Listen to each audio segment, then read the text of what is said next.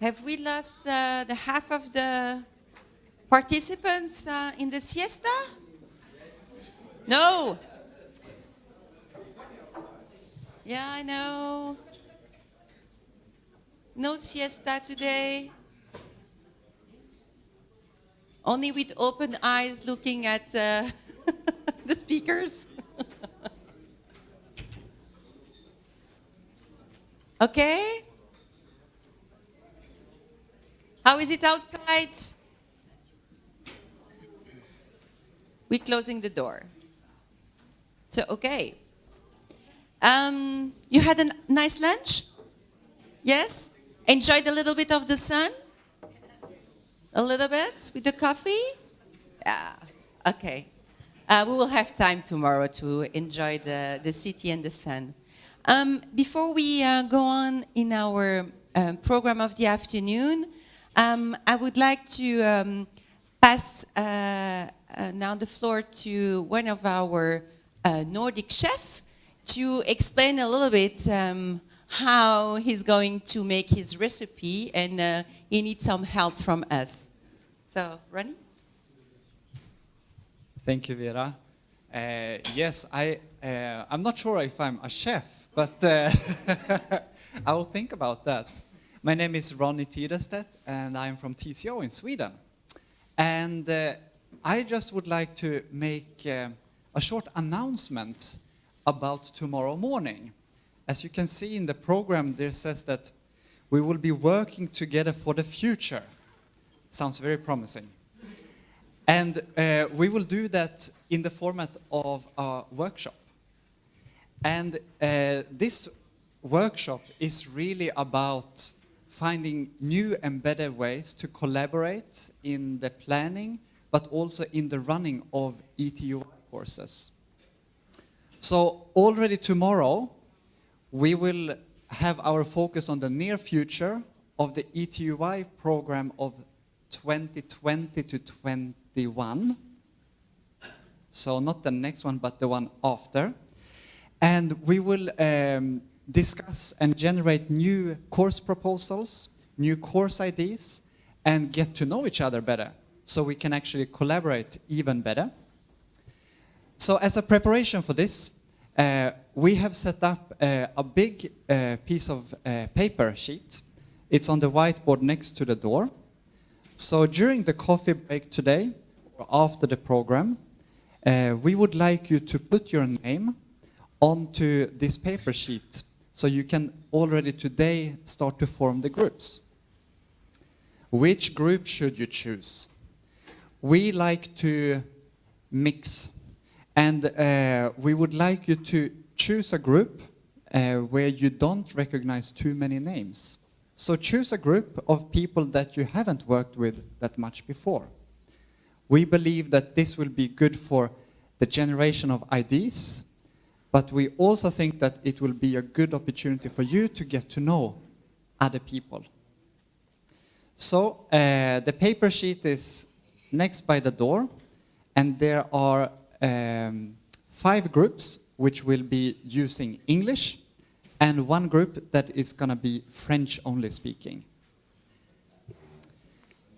So I hope that this information is clear, but don't hesitate to ask me or any of the other Nordic colleagues. And we are looking forward to tomorrow morning. We start at 9 a.m. sharp. Thank you very much.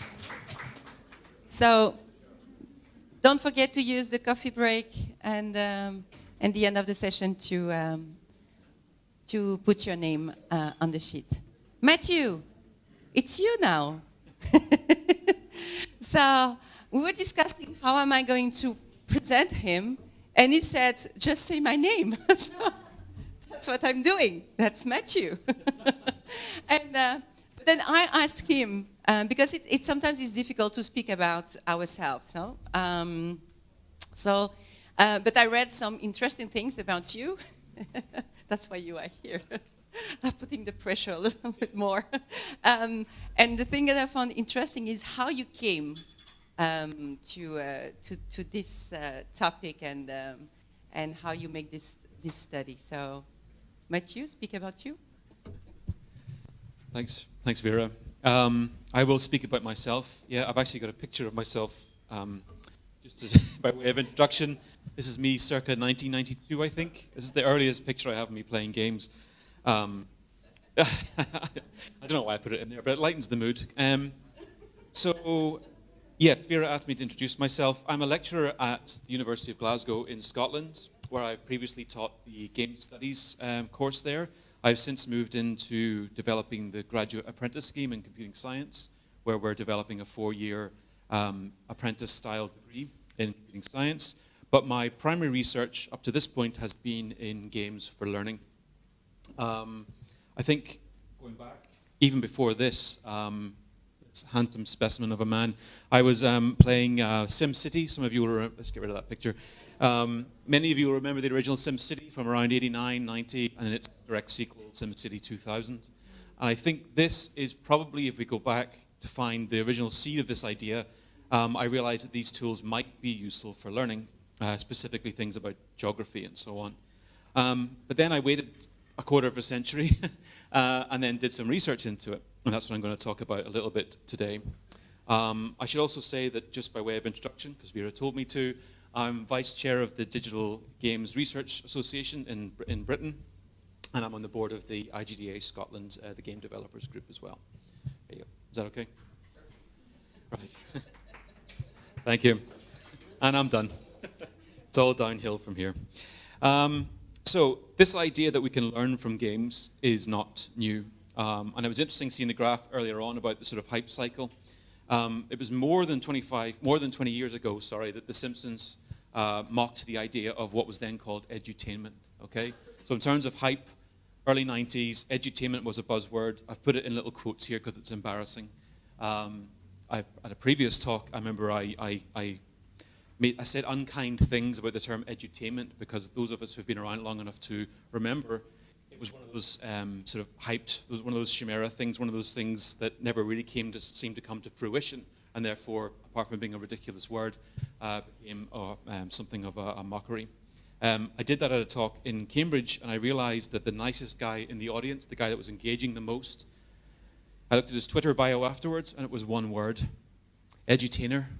So I have learned not to be too mean about the term, but you get what I mean. So back in like 94, 95 or so, when The Simpsons were mocking this, they were making a very strong point that whenever we bring this was a virtual reality game starring an avuncular Genghis Khan, and the point is that clearly he was not an avuncular chap, but to make the game work, they took certain liberties, they took certain license with historical fact to make it work, and that's a recurring problem.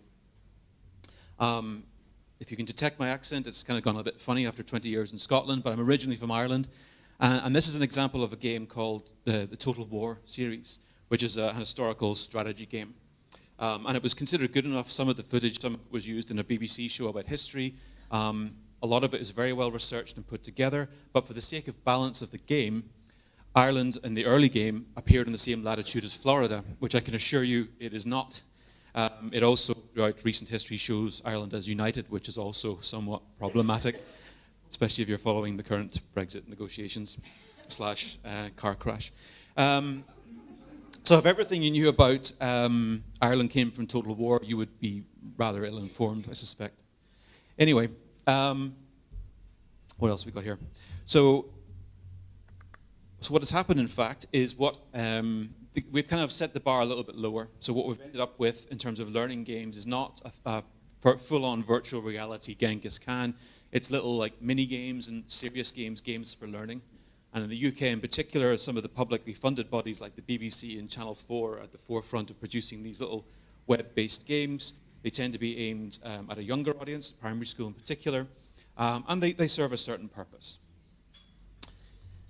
But that's not what I'm going to talk about today. So I have to apologize that many of the touch points in the early part of the talk are old white guys, and I guess depending on your point of view, I'm another one, but that's just the way it is, and I apologize up front. So many of you will be familiar with Seymour Papert, the late MIT scholar, mathematician with a deep interest in learning. Interestingly, I believe he was behind the turtle we saw this morning on the screen, because I remember programming that little turtle. Sorry. Excuse me, since the most of us are not native English speakers, Yes. maybe you could speak a little bit slower, please. Okay. Sorry. Oh dear. Yes. So Seymour Papert, he was behind the Logo programming language. Does anyone remember that? It was specifically for learning logic and so on. And he came up with that little turtle that we saw in the earlier session this morning. Anyway. But he made this excellent point about what happens when you bring education together with entertainment. And for entertainment, in this context, we can think about games. Basically, the offspring feature the features, the bad features of both sides, right? So you get a game that is pedagogically sound, but is dull to play, right? Or you get a very good game that has no educational value to it whatsoever. So that is what has tended to happen in games that have been created for educational purposes specifically, okay?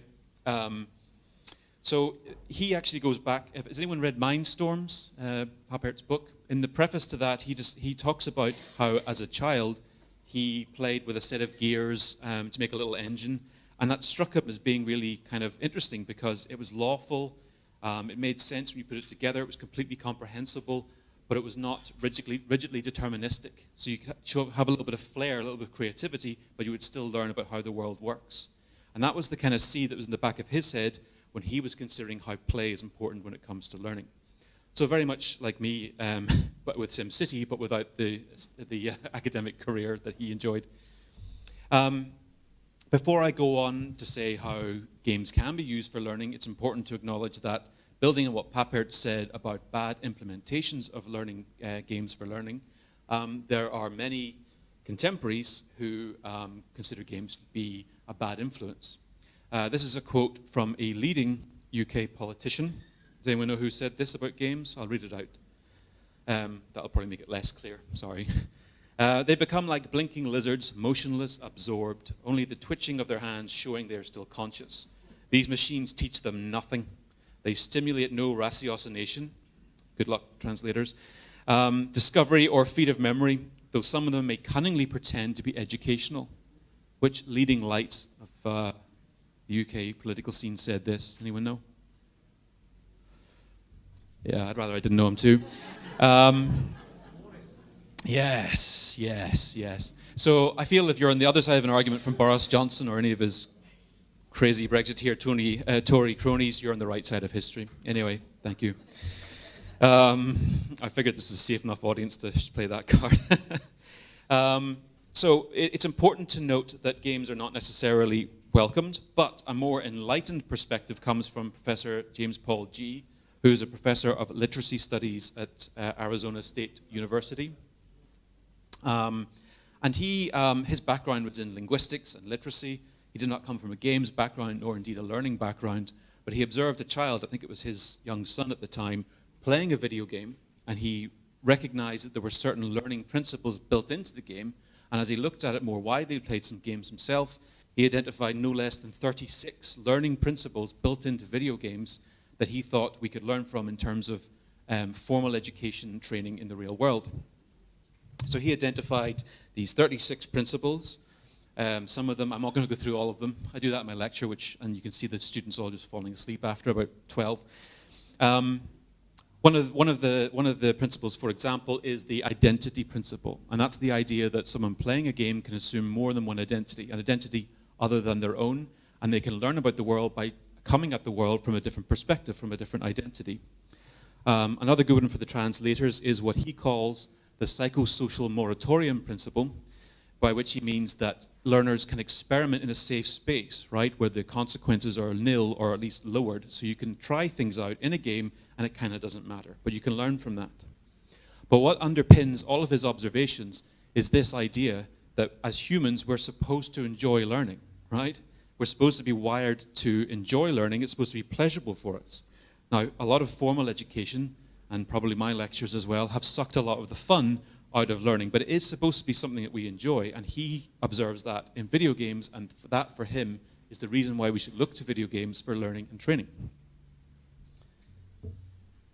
When you do start to look at the design of games specifically, you will see a lot of the same theory that we see in the educational texts as well. So on the left here, many of you will recognize, this is Vygotsky's zone of proximal development.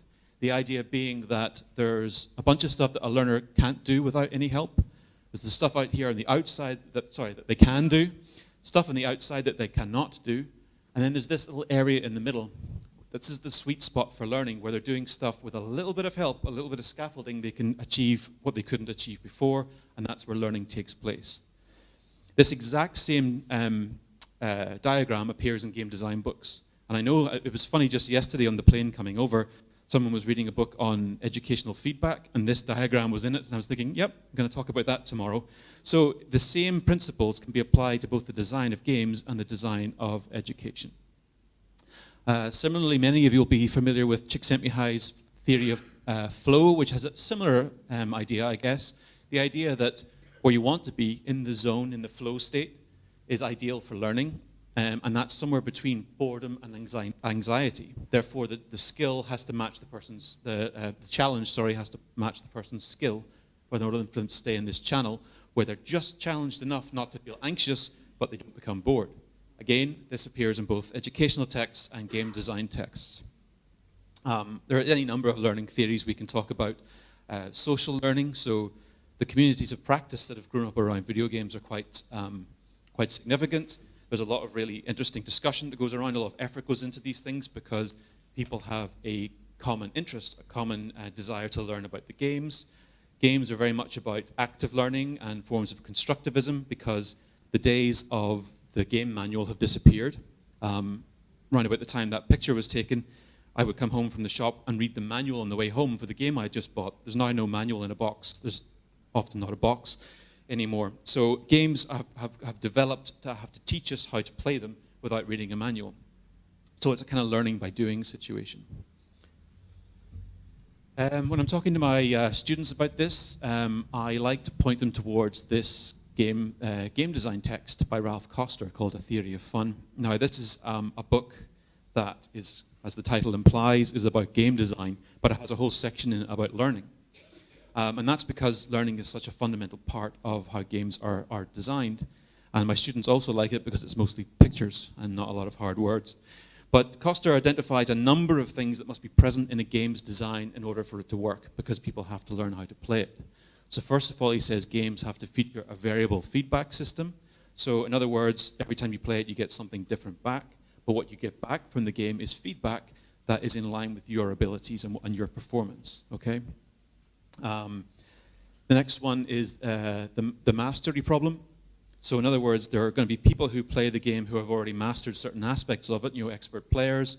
But then there are also going to be people playing the games that have to be able to get in somewhere. They have to start somewhere. The game can't entirely just turn them off from the beginning. Again, if you think about this in a classroom or a training environment, you're going to have a mixture of people in the room, and you have to make sure that your teaching materials and your teaching style matches the abilities of everyone in the class. And finally, he says failure must have a cost. Now, when we transpose this to formal education, that seems a little bit more controversial, but it's not really, because you can't, at university, for example, you can't go to year 2 unless you pass the exams at the end of year 1, because that's an indicator that you're not ready for level 2. Same goes for games, because if you can't complete level 1, there's no way you're going to get through level 2. So if you constantly make the experience, if you constantly make the game easier to get people through level 1, then they're not going to be prepared for level 2, and they're going to cheapen the whole experience. So in terms of some of the properties of games that, aside from their design or inherent in their design, I suppose, that make them good for learning, there's a couple of big names. I've already mentioned James Paul G. A follower of his is Kurt Squire, who I will come back to in a moment. But they've observed that games, like real life, are actually complex systems. So we're gradually moving towards the idea that games, from my point of view, are not about learning facts and figures. They're about understanding the world as a system. And that's what Kurt Squire and James Paul G have both said. The other thing about games and why they're appealing, I think, is because they allow lots of different overlapping goals. Certainly large, complex games these days. I was going to show my age here and say World of Warcraft or Knights of the Old Republic. Any gamers in the room will realize that dates me somewhat. But the idea is that in games there are often different things you can be doing at once. So if you're stuck on one thing, you can go and make progress on another. And often the skills that you develop on that other smaller task will help inform the larger task. And that means that everyone has something to do. And this is something that we struggle to do in a didactic sort of traditional learning environment where we kind of have to go at a single pace. Another aspect that is often pointed to as why games are good for learning is that people like to play them. They're inherently supposed to be fun, and that's what motivates people to play them, and therefore if they're learning from them, that's a good thing, or so goes the argument. I disagree slightly with what G is saying here, is that he describes it as lots of young people pay lots of money to engage in games that are quite challenging and take a long time to complete because they enjoy the experience. It's something of a myth. This is the kind of thing that we might sort of think, but actually in the future it might be a lot more routine as part of what we offer. Thank you for that. Glad to know the TUC was doing that. That's interesting. Please do. Yes? You were measuring the adaptability, the communication skills and so on, but in comparison to other types of activities, I'm asking because I've never played these kinds of games, never. I'm playing cards in real with friends, and I'm pretty sure that also my communication skills are going better playing cards. And also, second question, did you analyze what's happening around? Because also playing cards, for example, with my friends, I'm talking about politics, about democracy, about my life. So this is the second question. Those are great questions, and they're related. First of all, I think if I was to do this again, I would have a third group playing card games and board games. That was something that's been bugging me because actually I think a lot of the same stuff is happening, right? You're playing in a room with your friends, you're communicating, or with people you don't know, which is kind of what we were tapping into here. And I think that's kind of interesting. So I'd like to do an experiment that included that too. So I think there's definite possibilities there. In terms of what's going on around, we took a lot of demographic data at the start. So like how often they play games already, their age, their gender, all that kind of background stuff. And then we randomized it.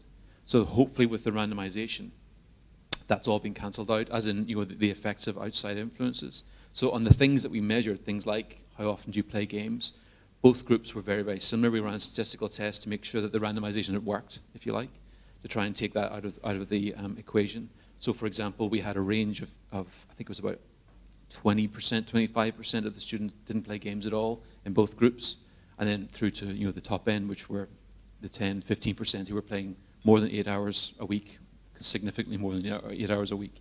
So we had a nice mixture of people, and statistically we were reasonably happy that we had that mixture. We can't control for everything. You kind of have to hope that the randomizations pick that up, but on the factors that we measured, like existing gameplay habits, they did seem to be comparing like for like. So the control group, remember, was not part of the study. They weren't playing the games, so they were just going about whatever they were doing. And then the people who played the games under those particular conditions in the lab, and that's where the gains were seen. My question was, what happen if they are talking about something different?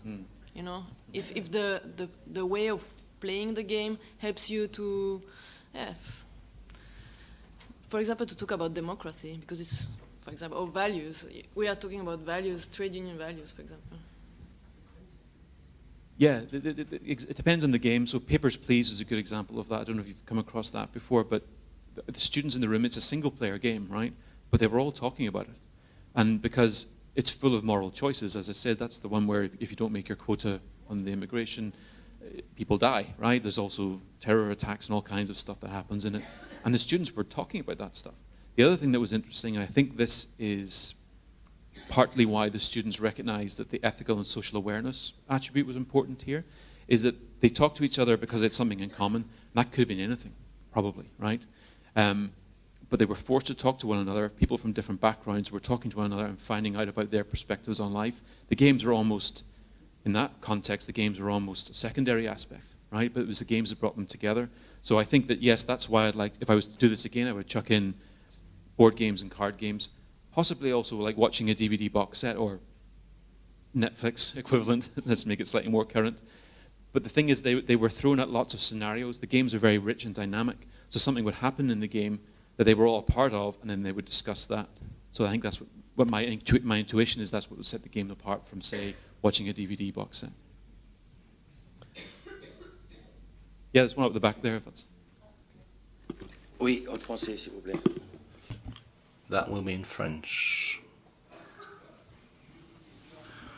I'm not very familiar with all these games, the one you have introduced there.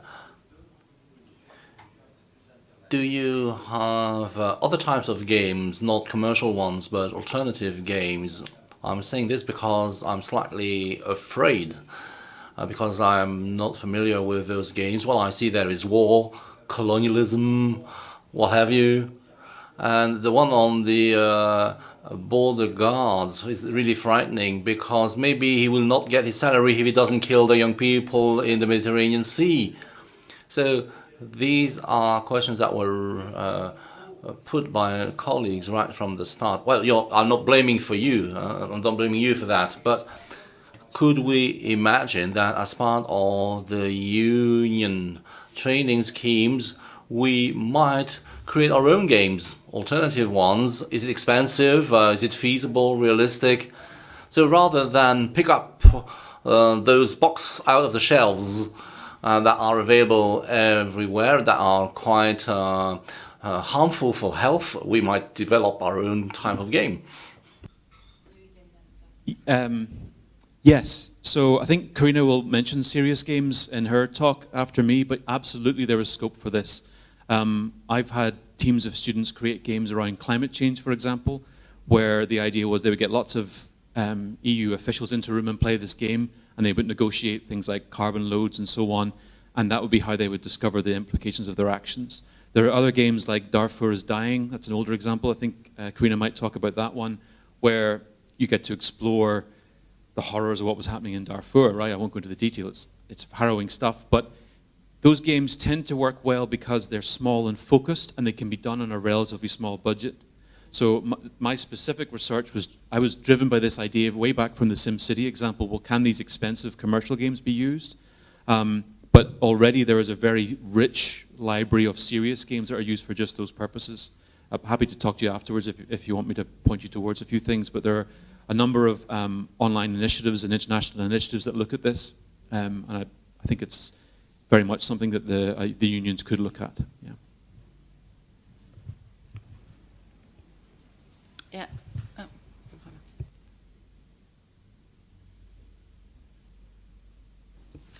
Thank you. I thought this was extremely interesting. And I was wondering whether there is a sort of comparative study with what was happening before and how people played before. I'm not talking about serious games, but about just leisure games, no? Playing games is as old as humanity, more or less. And I'm wondering, you have been focusing on video games, but I'm wondering, do we have a comparative study on, let's say, the previous generations of board games, or also playing football with your friends rather than on a screen, no? With a team that you set up? And are these giving comparable results, better, worse results? Are you aware of any added value of the video games compared to other kind of games? No, that's a great question. Thank you. So, in terms of what sets the video games apart, is that under one roof and for very little money, you can produce a huge range of experiences and scenarios. I mean, there's a certain richness there. I mean, we jump from shooting robots to working on an immigration office, right? So there's a certain richness there that it's hard to achieve, say, playing rugby. So at the university, you're encouraged to join a sports team for that very reason. It's supposed to, on the university website, on the graduate attributes, talks about, hey, join the hockey team, join the rugby team, it'll develop these skills. Not everyone likes that. And certainly at university level, they can't all play rugby. So I think one of the advantages here is it gives people an alternative that is exercising a lot of the same skills, the teamwork, the leadership, the confidence, but it's a different scenario. It's much more accessible for a lot of people who've grown up with games who don't fancy playing rugby, right? I don't want to play rugby on a rainy Glasgow afternoon. I'd rather play video games. But I think that answers that question. In terms of the comparative study, if they give me the money, I'll do it. But there's not really anything out there. As I said at the top, there's not even a great deal of work done empirical work done with games. It's with video games. So this is one of the first studies to do a randomized control trial on this sort of scale. There was another great study that came out while I was doing my research, and I was like, oh, shit, someone's beating me to it, right? It was using Portal compared to Luminosity, which is a sort of game. It's a brain training game. It's a game that was designed to, improve our... And what they discovered, it was Valerie Shute, if anyone wants to look it up. Valerie Shute did this work with comparing that with Portal 2. So not comparing, traditional games, but comparing the two. And Portal 2 came out on top.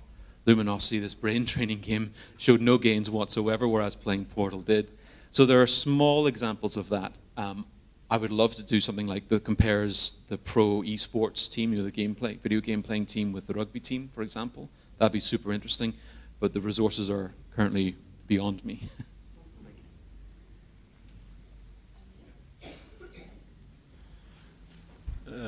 I'm exposed to gaming almost every day because of my son. He's 13.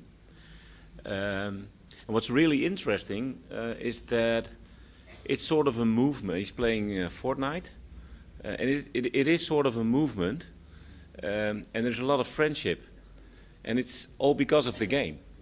And when he's with his friends and there's no screen, they can talk for hours about Fortnite.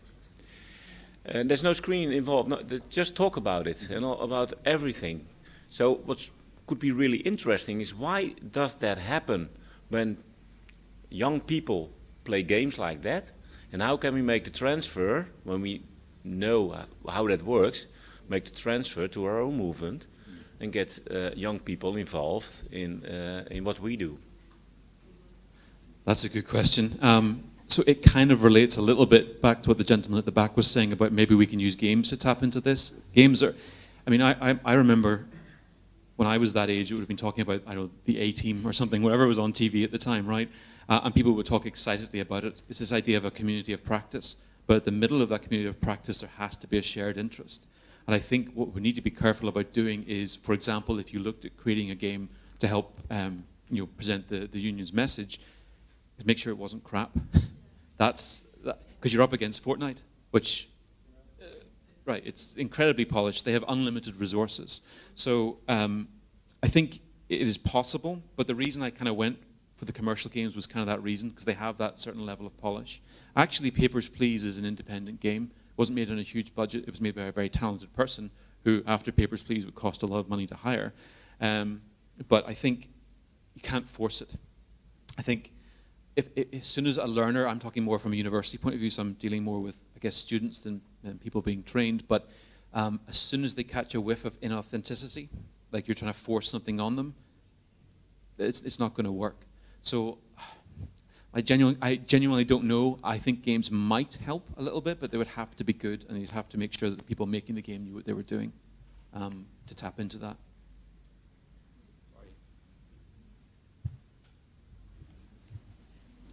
Okay, so well, colleagues, you see, I told you we are going to be shaped. We are going to ask a lot of questions to ourselves. The idea is, of course, to think about this younger generation. You are speaking about your son, 13, mine just turned 12.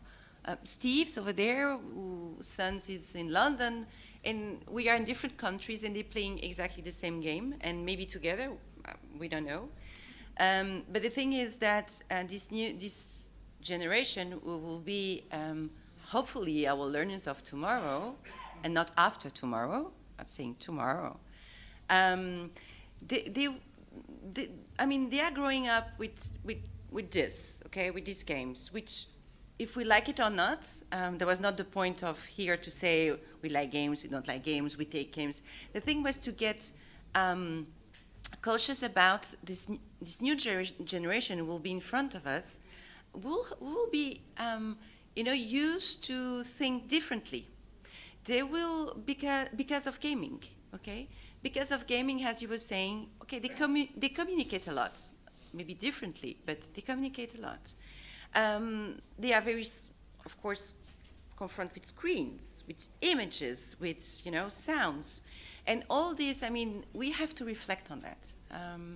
But I'm not going further than that, but because I know that Karina will go further into the, how can I say, the mind shaping that games are doing, and this how this young generation, because of the games, have developed as skills.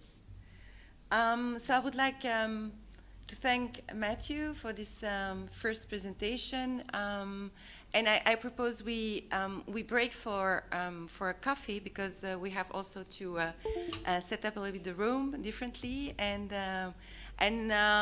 let's see if we can all be back at 4:15. Is that okay? 4:15? Okay, in half an hour? Okay.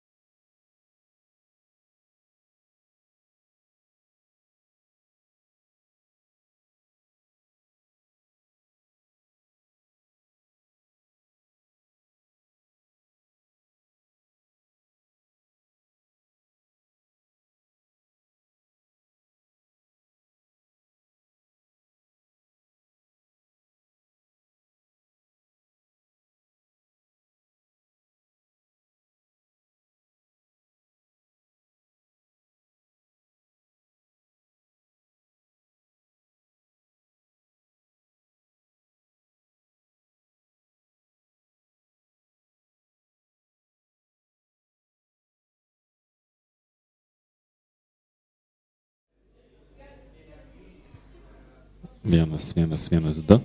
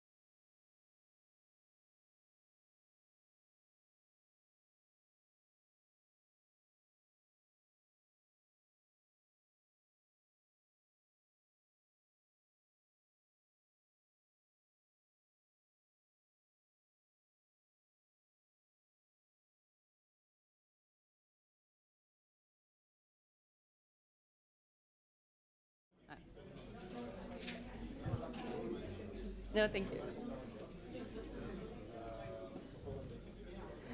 Please, colleagues, the ones who are not seated yet, if your names are not on the sheets there, you won't have dinner tonight.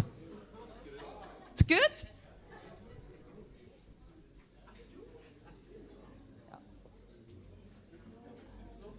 No. Yeah.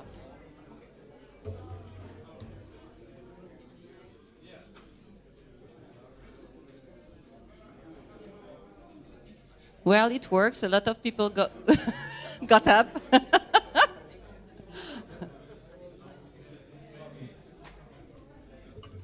Speaking to the Billy has always a good result.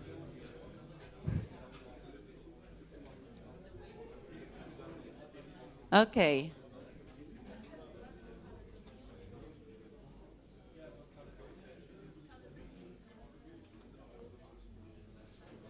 So for the ones who are already comfortably seated, don't forget, before leaving the room today, to have your name in one of the groups, please.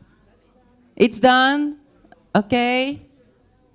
Well, or after, at the end. Don't forget, otherwise you won't have dinner. No, no. Very good? Okay. Who wants to go on a diet? Okay. Can I ask the colleagues to sit down, please, so we can move forward? Okay. So I'm very happy because during the coffee break, I had so much discussions about the gamification. So we reached our goal, which was, shaking you a little bit, shaking the ideas. So yeah, we reached that goal. But we still need to be a little bit more convinced, right? So for that, I have a second weapon, which is Karina. She's my second weapon. And now she will also give some words of introduction and how we can use games and elements of games in other contexts. And afterwards, we will all play games. So be prepared. But not going to say more than that, okay? You want this microphone? You will stay there? Oh, yes? No? Okay, wait. Yeah.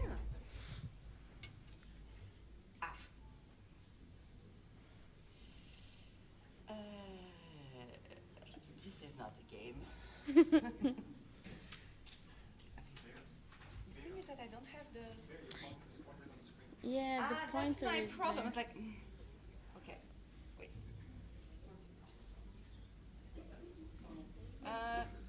F.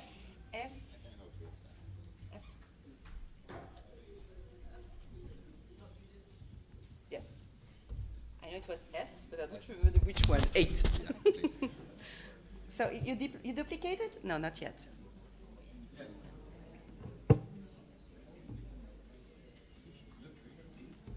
Doesn't want. It's already duplicated. Yeah, okay. It's okay? Yes. Okay. Right, so I'm Karina. I'm just started a PhD. Maybe I should be here. Just started a PhD in serious games, so I'll explain a little bit about that in a minute. I've been studying games in general for a while. I did my undergrad in psychology and games design, and then I did a master's of research because I wanted to do a PhD after, and been just studying generally the experience of gamers while they play games, what happens in their brains and socially as well. So today I'm here just to talk about gamification and serious games, so game elements in other contexts which are not for entertainment mainly, which commercial games are usually done. So I wanted to start off by asking someone who can give me a definition of a game. If anyone wants to volunteer.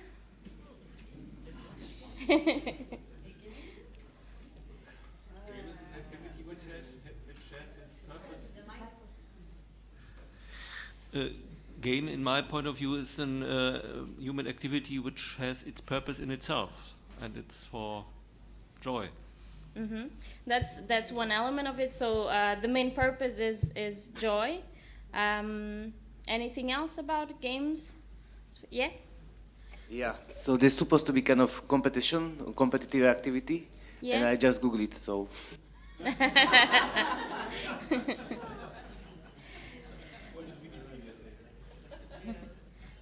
Yes. And Games there needs have to rules. Exactly, agreed rules. Rules. Yes, that is true. Okay, so spoiler alert, you're all right. These are the main elements of games, and we have slightly old definition, but it's still really good. It's a voluntary attempt. It's something that Matt was talking about before. It's voluntary, so players don't usually play entertainment, commercial games for any other purpose than for the joy of overcoming unnecessary obstacles. So there's no real purpose usually to this definition of a game. We have goals as well. That's really important. So you always have a goal, even if it's just finishing the game. You always break it down into small goals. You have levels. You level up through. You have missions throughout the games. I'm using examples from Pokemon Go. I thought maybe some people would know about it. Some people are playing it right now. No, not right now. I was trying, but there's no Pokestops nearby.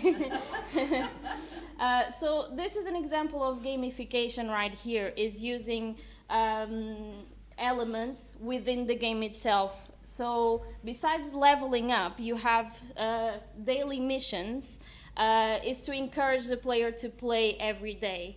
At the end of the seven tasks, you get an extra bonus of items in the game. And this can be parallel to a teaching activity. I will show a video where it explains a little bit better. But like as a bonus of attending your classes every day, at the end of the week you would get a bonus. That is kind of a definition of gamification right there. The rules, so you always play within certain constraints. What I'm saying basically is that everything can be seen as a game. So going to school, there are certain rules you have to follow as well. You get competition, so you have grades. Psychology tells us we're always comparing each other. We're always comparing ourselves to others. You can see that on games as well. You have levels. I have another screenshot on the right side from Pokemon Go. So this wasn't introduced at the beginning of the game, but it has now. We do have friends. So you can compare each other. You can see their levels. You can see the creatures that they caught today. So you can be really jealous. Oh, they caught this Pokemon. I don't have him yet. And you can also exchange gifts. So that taps into different motivations that people have to play games as well. So not just for competition, as Matt was saying as well, he doesn't like competition. I love competition. It's one of my main drivers to play video games, but also the social aspect of it. So I've met a lot of people through playing video games as well. It's also a really important bit. And then the feedback. So again, comparing it to education, you get grades at school or courses. And that's another way to use competition as well, because you can compare yourself to others, and you have rules. So you have to reach a certain level to pass to the next grade, for example. Now I have a little video to show you guys about the different contexts in which this can be used. It's a little old, but it's still I'm very, supposed to be over here, so I'll be over here. very true. If I got you one for your kitchen, So, okay. is there a way Anyway. to put the So beyond sound up? technology, there's all these other ways that games are creeping into places we didn't think about. Fantasy football's been around forever. It used to be a nerdly game for nerdly nerds. Now everyone plays it. Your grandmother probably plays fantasy football. Like everybody is playing it. It's just everywhere. It's a game that leeches off a game. Geocaching, because it's cooler to go for a walk in the woods when there's a treasure chest at the end. The Simpsons had their 20th. And this was a great example about Pokemon Go because it uses GPS to find the creatures that you want to catch in the game. So it's an augmented reality video game, mobile game, and you actually have to walk to certain areas to get certain items that will help you level up in the game. Anniversary. But because this is old, Pokemon Go didn't exist at the time. And Fox said, we're going to do a scavenger hunt. In each of the shows we have this week, we're going to hide a Simpsons reference in every show. Watch all the shows, find the references, and we'll give you a prize. Watching television became a game. DARPA wanted to figure out what are people able to figure out through crowdsourcing. So they made a game. They put these red balloons all over the country and said, let's see who can find them first. And everybody raced to find the red balloons and did DARPA's research for them. Weight Watchers, they have this whole point system, which is very much like a game. And if anybody has the new Ford hybrid car, okay, I got it. It's got a speedometer, and then it's got a gas gauge. And what are those leaves? What the hell is that? The more gas you save, the more the plant grows. They put a virtual pet in your car, and it changes the way people drive. Games have crept out, and they're going everywhere, right? Oh, and so, but now here's the question I'm going to put to you. Who do you think is designing these games? Skilled game designers? No, not really. Just like whoever's there is doing it. Imagine if skilled game designers get a hold of these kinds of things. Lee Sheldon is a great example. He's a game designer, some of you I'm sure know. He's teaching at University of Indiana now. And one of the first things he did was, you know what, this grading system kind of sucks. Because school's a game, right? You go, you get scores, you take, and you come out, there's a leaderboard, And he said, I'm going to do this better. He doesn't give out grades for each assignment. He gives out experience points. And you level up through the class. And so class attendance is up. Class participation is up. Homework is turned in often and better because it's a better structure. It's a better system. Imagine when the game designers get a hold of all this garbage, the gas points and the shopping points and your coffee points and your airline points, all these points and points and points. Imagine when they're all designed and when they can be sensed and these things start to come together a little bit. Because sensors are what's happening now. That's what's changing things. Natal is going to come out. And it's got cameras. It's going to sense every joint of your body. The DSI is out, and it's got cameras, and no one knows what they're for, but someone's going to figure it out. And technology keeps getting cheaper and cheaper and cheaper, and there's going to be sensors everywhere detecting so many things in your life. And these things are going to be able to be used for gameplay. So we're moving on a road towards disposable technology. If anyone here ever bought a Furby, right? The Furby costs like $20, $30. It has more technology in it than they used to put a man on the moon. And many people have now thrown out their Furbies because it's kind of dumb and they throw it out. It's disposable technology. We're, before too long, going to get to the point where every soda can, every cereal box is going to be able to have a CPU, a screen, and a camera on board it, and a Wi-Fi connector so that it can be connected to the internet. And what will that world be like? Well, I think it'll be like this. You'll get up in the morning to brush your teeth. And the toothbrush can sense that you're brushing your teeth. And so, hey, good job for you. 10 points for brushing your teeth. And it can measure how long, and you're supposed to brush them for 3 minutes, and you did. Good job, you brushed your teeth for 3 minutes. And so you get a bonus for that. And hey, you brushed your teeth every day this week, another bonus. And who cares? The toothpaste company, the toothbrush company, the more you brush, the more toothpaste you use, they have a vested financial interest. You go to breakfast, there's the cornflakes. On the back, there's a little web game that you can play. While you eat, instead of reading the back, you play a game while you eat your cornflakes. And you get that, and you get 10 points just for eating the cornflakes. And then it turns out you can see your list of friends who also have cornflakes and the scores that they got because your Wi-Fi and Facebook connected and everything.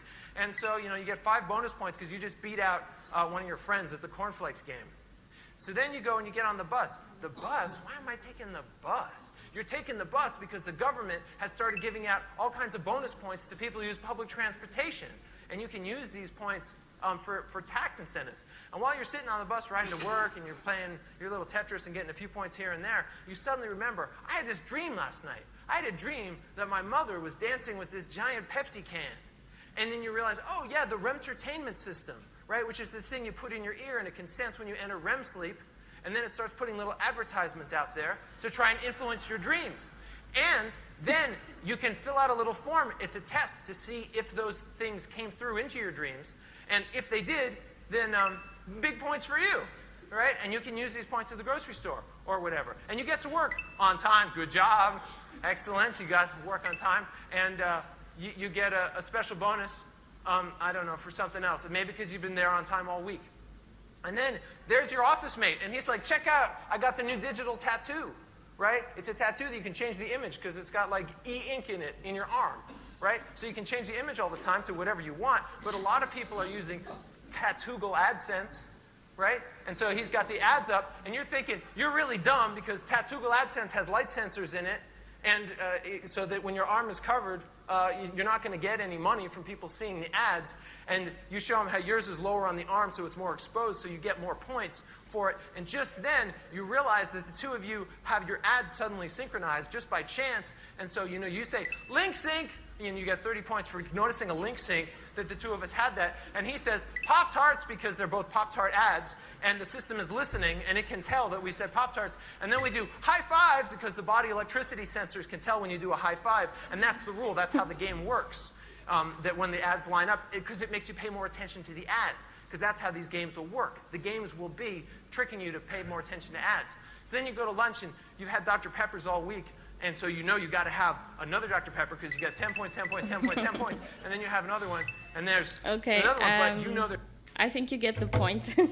He's really funny, but he's getting a little carried away because he's focusing on the extrinsic motivation to use these systems, which is basically to get discounts with certain brands, which we already have. A lot of supermarkets, brands have their own club card, points, and you don't really care about the points or the gamification. It's just about the money that you can get off your next purchase. Right. So this is an example of gamification, but it's more on the commercial side. But the examples that he used at the beginning, at education, for example, giving experience points, that's a term usually used in video games.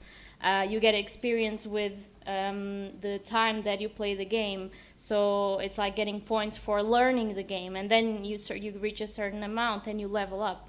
So you could do this in an education, like he said. You reach a certain amount of points, you get to go to the next grade, or you get a better mark than your colleagues.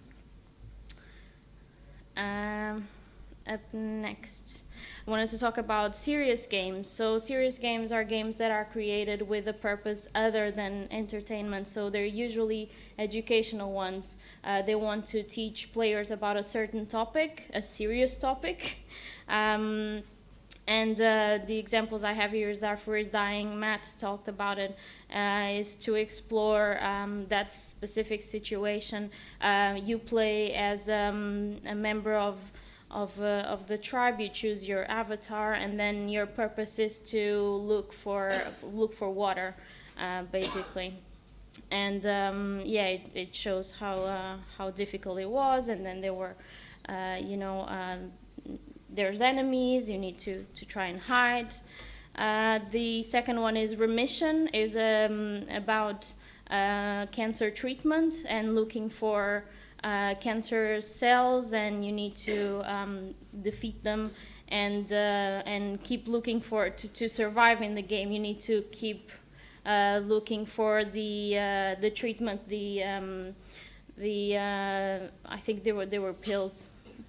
So in a study it was shown that kids playing with it, it helped them realize that they need to keep the track and keep adhering to the treatment.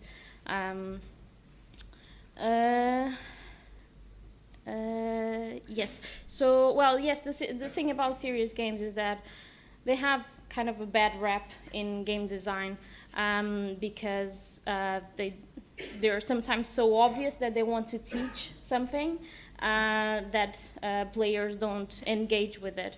When it is too forced, they just don't engage. So it doesn't look like a serious game. Sometimes, yes, it's a question of budget as well. So it's not flashy like the commercial AAA games.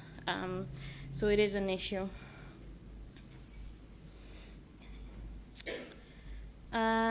I think I skipped the slide. Yes, so I was going to talk about Xerti, which is an open source software, web-based, that anyone can use to create learning objects. You can introduce game elements as well, but the thing about it is that it has all these interactive tools, and I had here an example from their website just to show the different things you can do with it. So you can have videos, you can have photos,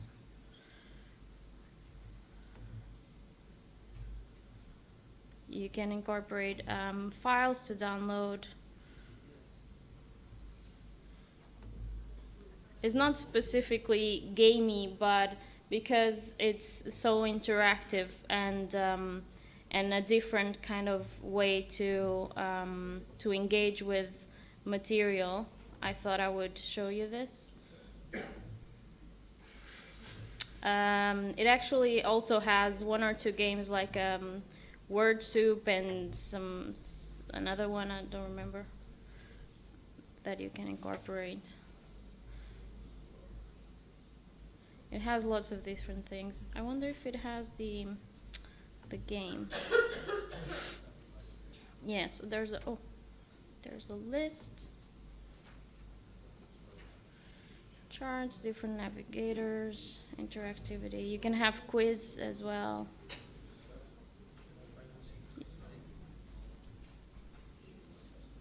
Different one. Oh no, what did I do?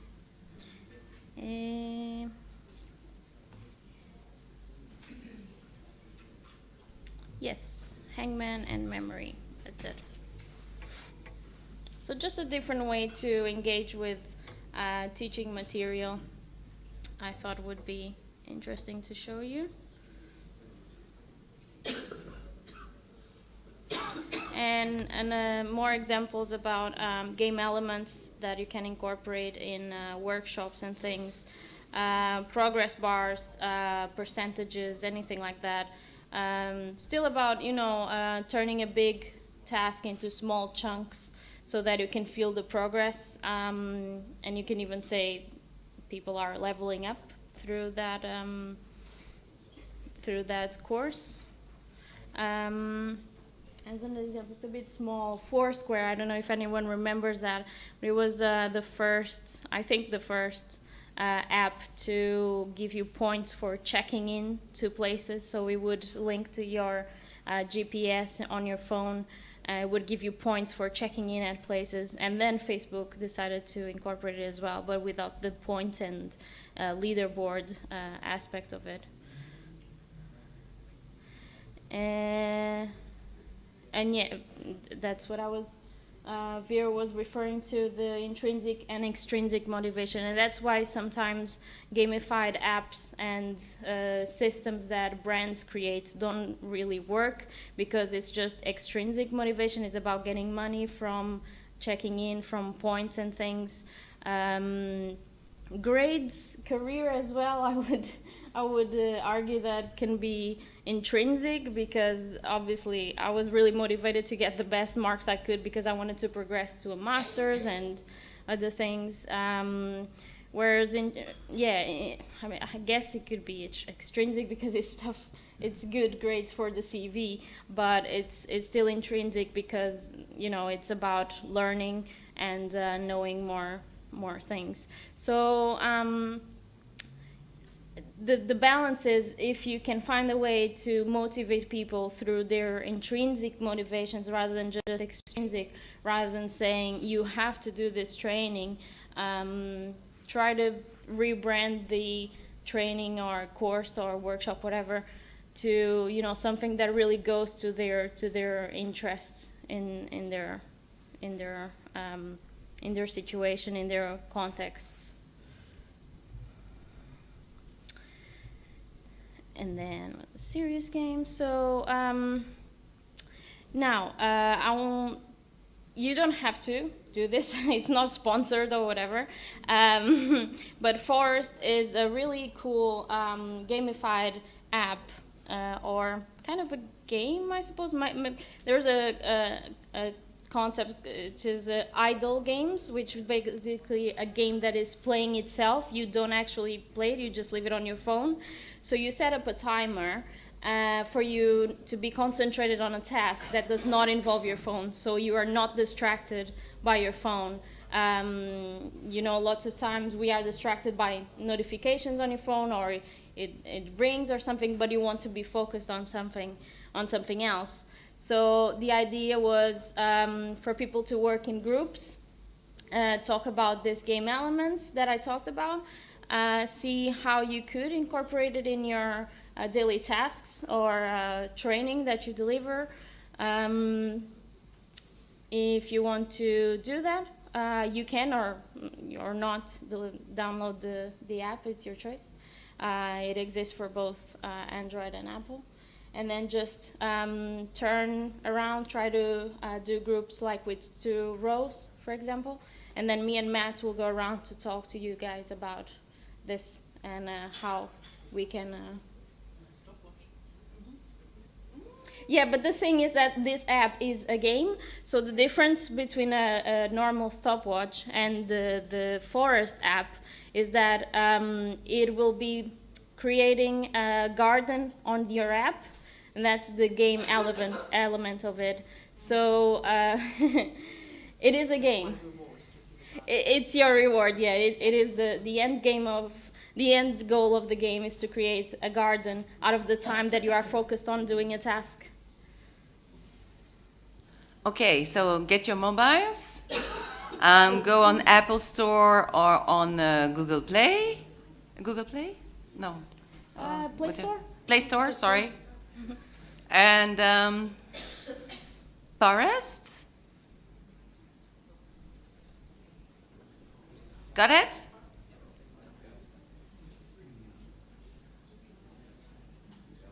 Okay.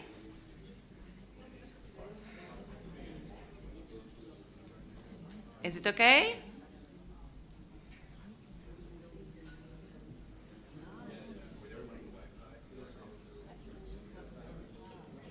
It's okay?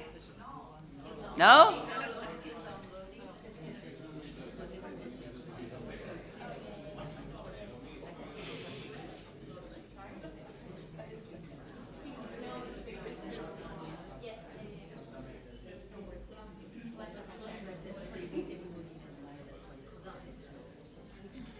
Okay. Are the progress bar almost filled in? 82% for me? No, it's for free, yeah? You're not in the good one. Skip that one.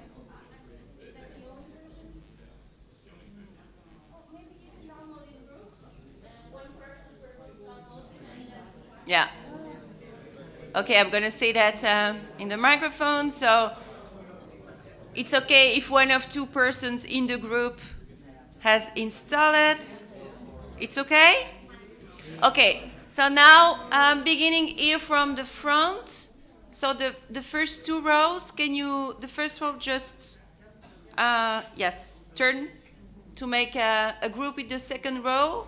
And then the third and fourth row, could you please make also a group? So, is that okay? Please.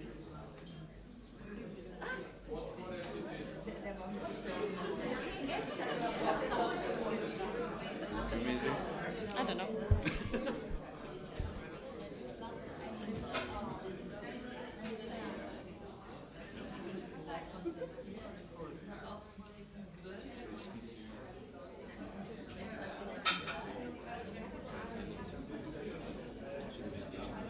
Okay. Could you please start? Can you please form the groups?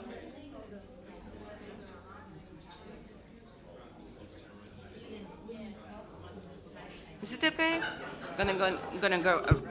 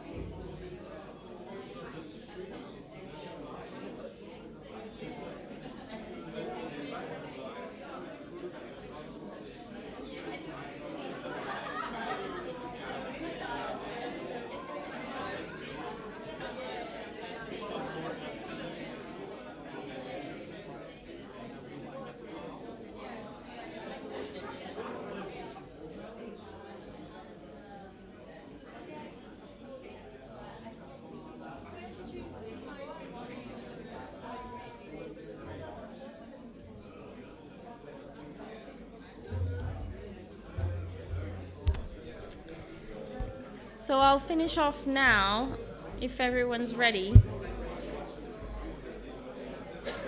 You have to shout for that, otherwise they won't listen to you. Dear colleagues. Hello. Finishing off. So.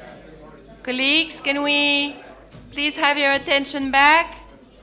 We are going to feedback on the feedback. That's the idea. Okay? Okay, So, Karina, can you give us a little bit... bit of a summary. Yeah, So, a summary of the feedbacks you had. really good ideas. I heard some of you already use games, not electronic ones, but ice-breaking games at the beginning of training. A lot of you mentioned that. Some of you were thinking about the role-playing games as well. You sometimes do in terms of doing negotiation skills training. There were some suggestions of working on the skills and calling them leveling up skills for the trainees. Other ideas were to give as well, like kind of call the rewards and the achievements something else instead of you finish this training, just using concepts from games and terms from games instead of just the usual terms. Are there any final questions? Yes? I'd just be interested to know if anyone's come up with a game called Brexit yet. Because it's got no rules either.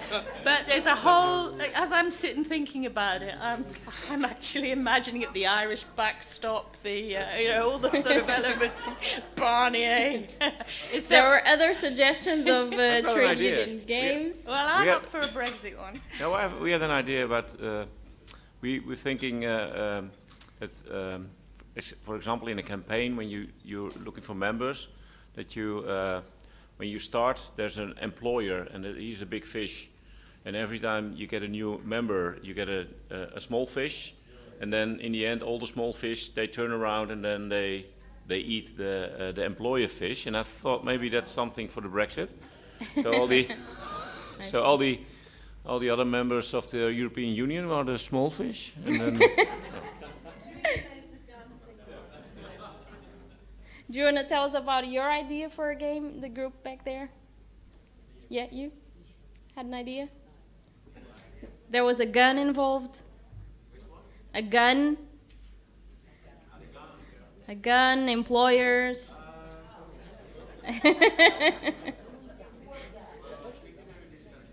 The dinner or something. Yes, okay. That's more of a topic for dinner. So there are also questions about what about creating a simulation game to teach people about trade unions. People ask me about costs. How much would that cost? I don't have the answer. I do have links about serious games and gamification that will give you more information. I think you need to learn a bit more about what exactly you would want or would be better for your situation, for your context, for your training courses, because it can be a serious game or it can be just a gamified experience of the training. The last link is actually a company that creates serious games as well. Another option I suggested was to contract someone on a consultancy basis to just look at the training materials and see how they could be game elements, how they could be incorporated into this training and courses.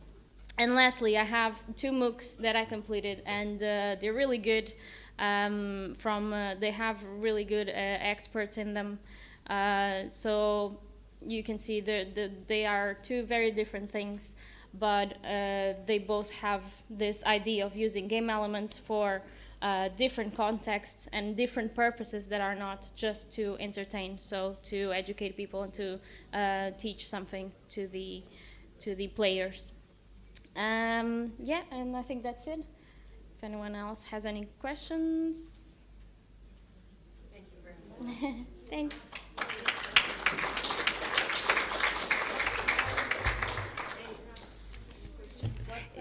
What was the purpose of a forest?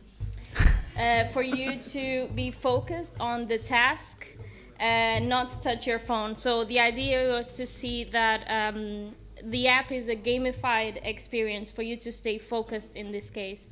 It could have been for something else. For example, to use this game element that is to give you a reward at the end to make your forest grow while you're doing something else. So you could have had a reward at the end of this workshop, for example, or a workshop that you deliver in your at your work. It was an example while you would do the task of thinking about game elements.